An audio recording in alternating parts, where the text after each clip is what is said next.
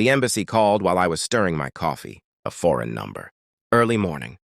The kind of ring that arrives before you're fully awake and still lands like a blade between the ribs. Are you the husband of... I smiled before they finished her name. The coffee didn't shake. My hand didn't hesitate. I watched the steam curl upward, slow and patient, like it had all the time in the world. Yes, I said.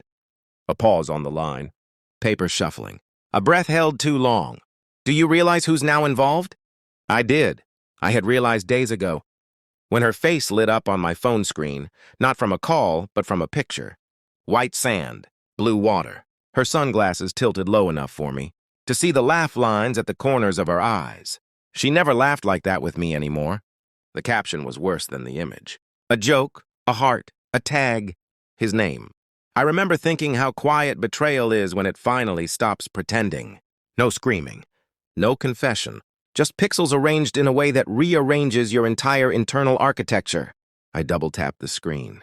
Not to like it, to zoom in. She said it was a girl's trip, said she needed space, said I was paranoid when I asked why she'd packed the red dress. The one she once told me she wore only for special occasions. I told her to have fun, and I meant it. Denial isn't loud. It's administrative. It files facts into the wrong drawers and convinces you that order still exists. For a while, I let myself believe the angle of the photo was coincidence, that his reflection in her sunglasses was a trick of light. That laughter was just laughter. But my body didn't buy it. The silence between my breaths grew longer. The nights sharpened. I started noticing absences instead of presences. Her phone face down. Password changed. A smell that didn't belong to our detergent. When she texted me from overseas, connection's bad. Talk later. I checked the timestamp. Then the roaming logs. Then the tagged locations she forgot to turn off. Patterns form whether you want them to or not. I didn't confront her. I cooked dinner. I paid bills. I kissed her goodbye at the airport and told her to bring me something small. I began my audit. Joint account history. A hotel deposit in his city, reversed and recharged under a different name. Flights purchased in cash, his specialty. Her messages archived, not deleted. A second email address hidden behind a shopping app. Every discovery was quiet. Surgical. I felt nothing and everything at once. The night the truth settled, it didn't arrive with drama. Just confirmation. A forwarded itinerary sent by mistake. 2 seats, 1 room, 1 bed. I sat on the edge of our bed and folded her sweater. Then I logged into the bank. Freezing a joint account requires consent or cause. I had both. Screenshots, statements, a lawyer who owed me a favor and didn't ask why my voice sounded like glass.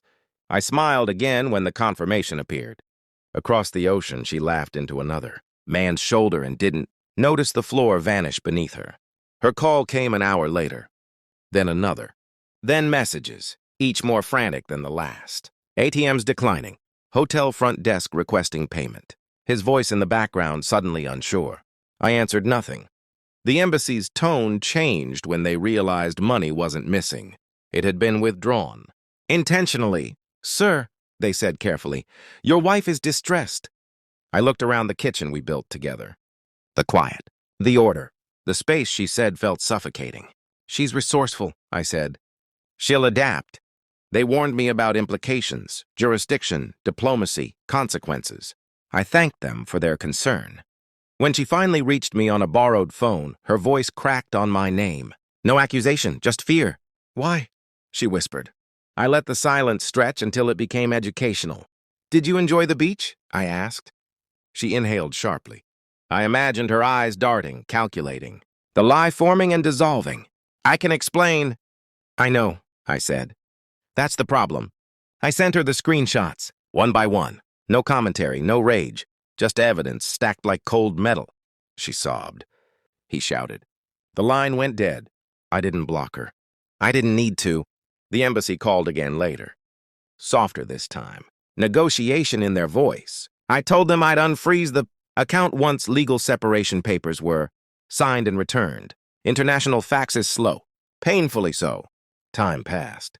I slept deeply for the first time in months. When the documents arrived, her signature was shaky. Mine was not. I restored access long enough for a flight home. Economy, middle seat, alone. I moved out before she landed. No note, no forwarding address. Just an empty closet and the echo of her choices. Sometimes I think about that first picture. How betrayal always thinks it's being clever. How it forgets the person watching might be better at patience. The embassy never called again. And neither did she. I don't miss her. I miss the man who believed her, but I left him stranded too.